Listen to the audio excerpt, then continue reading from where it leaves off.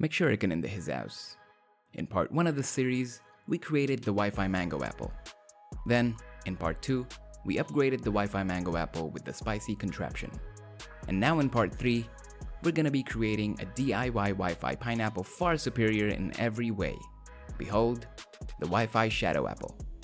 The Wi-Fi Shadowapple has significantly better handshake captures, better support for modules and dependencies, external antennas for the internal APs, color LEDs, and because it's not bright yellow like the Mangoapple, the Shadowapple, like its name, is stealthier. So before I show you how, let's talk about the why.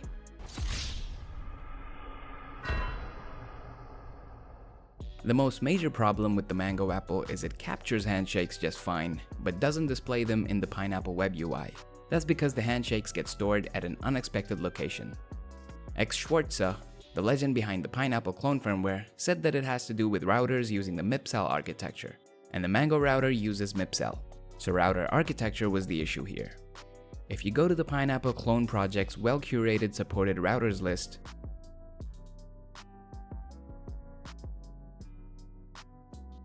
you'll find that the gl.inet Shadow, aka AR300M, uses the MIPS architecture, while the gl.inet Mango, aka MT300N, uses MIPCell.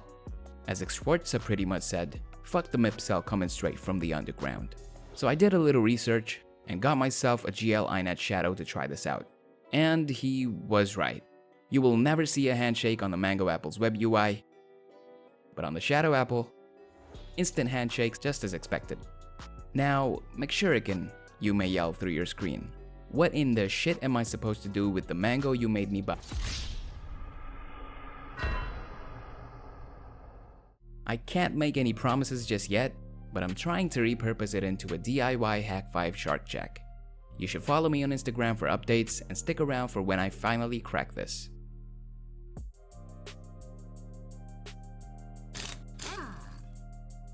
Make sure you get the gl.inet AR300M16-EXT.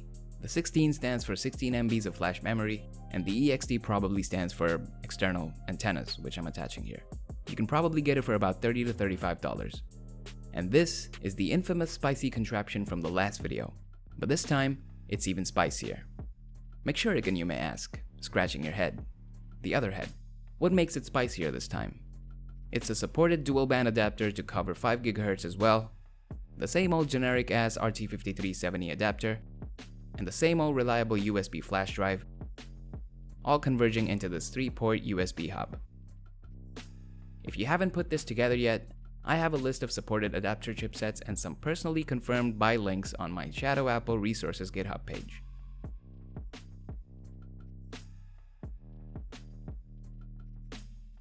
Navigate your fine self to the OpenWRT firmware selector and input the Shadow's model number first, AR300M16. Not light, not NAND, not NOR, 16. Then, select the latest non-snapshot version of OpenWRT and hit sysupgrade to download the image.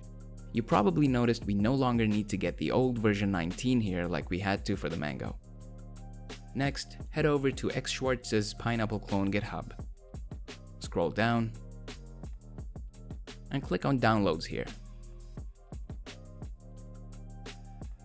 Search for gl.inet AR300M v1.4.0, not light, version 1.4.0. Download the 19.07.7 version.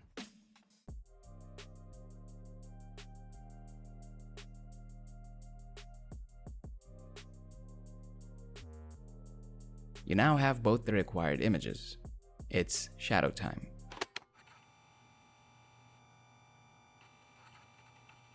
Recovery mode's almost the same process as the Mango, but with some twists. I'll get to them soon, just follow along for now.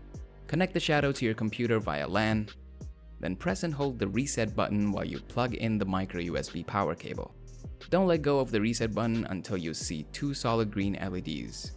This should take about 6 seconds.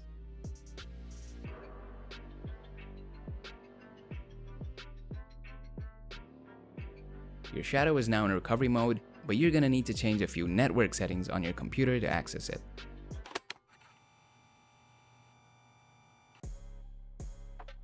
search and select View Network Connections. This page has all your network interfaces. Select the one your shadow is connected to and double-click it.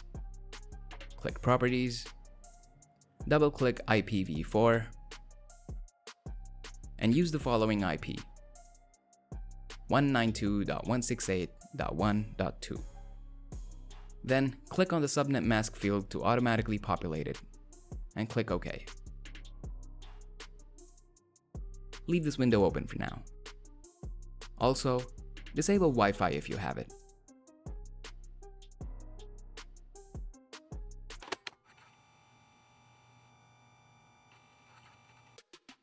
Now if you visit 192.168.1.1, you'll see the Shadow's firmware update recovery page.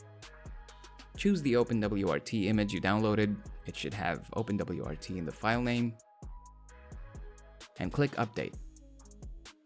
You'll almost instantly see the Shadow doing blinkety blinks. And you'll know it's done when the blinks turn to 2 solid green LEDs.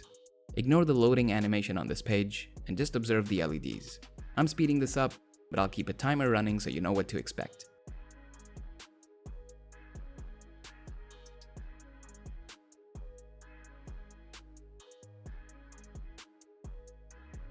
It took about 50 seconds, and we have 2 solid green LEDs. Now this is twist number 1. Unplug the power cable, and then plug it back in without holding the reset button this time.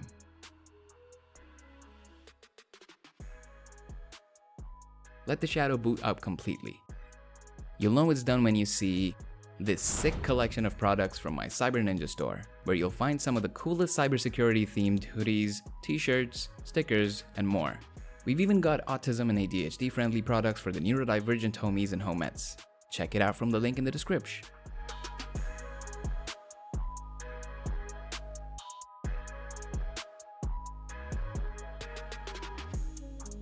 Anyway, you'll know the Shadow has booted completely when you see 2 solid green LEDs again.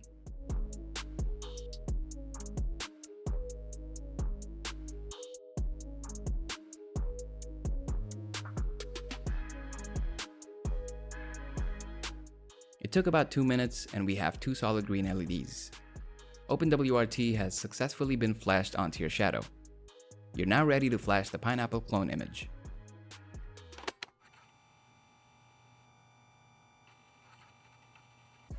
As I said earlier, ignore the loading animation and refresh the same page at 192.168.1.1. And you should now see the OpenWRT UI. Just hit login without a password.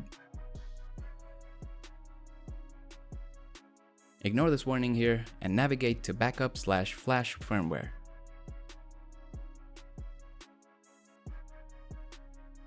At the bottom, click on Flash Image. Select the pineapple clone image you downloaded. It has the router model at the beginning of the file name.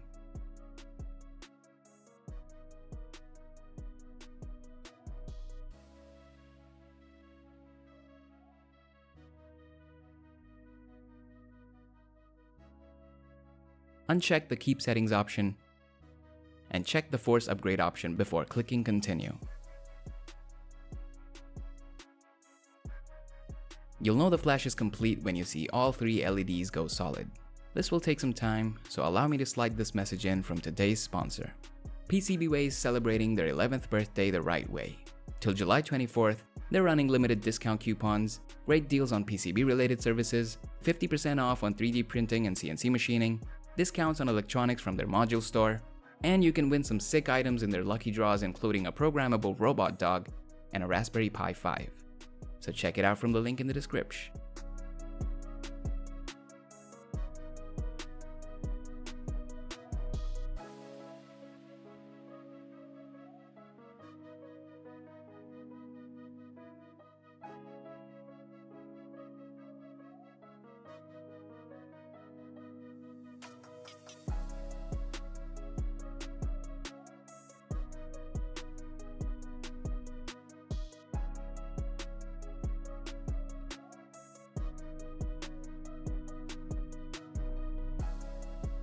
It took about 3 minutes and we have 3 pretty much solid LEDs. Your shadow now identifies as a Shadowapple. And that brings us to the final stretch.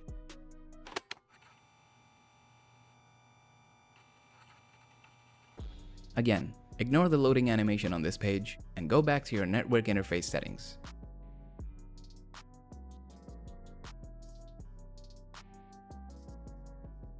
Select the Obtain Automatically option for both of these to revert back to your OG configuration. You can close all of this now.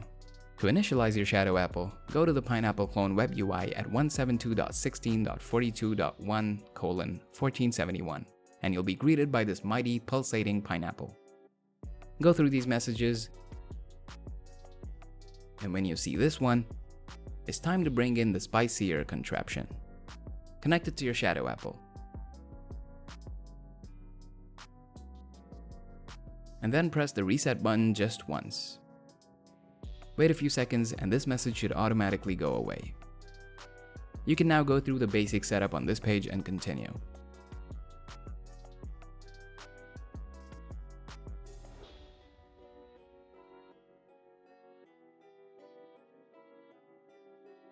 Use the password you set on the previous page to log in, and there's your Shadowapple dashboard and command center. Your Shadawapple's ready, but you'll need to make a few tweaks to upgrade it for maximum hackability. I've gone over this in part 2 of this series, where I talk about internet access and installing the required missing packages, live recon scans, scan storage options, installing additional modules, the OUI database, custom reset button actions, wirelessly managing your Shadowapple, and more. So I highly suggest you follow that video after setting up your Shadowapple to unlock its full potential. Also, check out my Wi-Fi Shadowapple resources GitHub page where I've documented all single band and dual band adapters supported by this project, personally confirmed links to buy them, and troubleshooting steps for any problems you may face while following this video. Got any questions? Put them in the comments. And don't forget to follow me on Instagram where I post a lot more hacky shit, updates, giveaways, AMAs, and more. Anyway, like and subscribe for more stuff like this, and possibly a DIY Shark Jack video soon. Until then, make shuriken,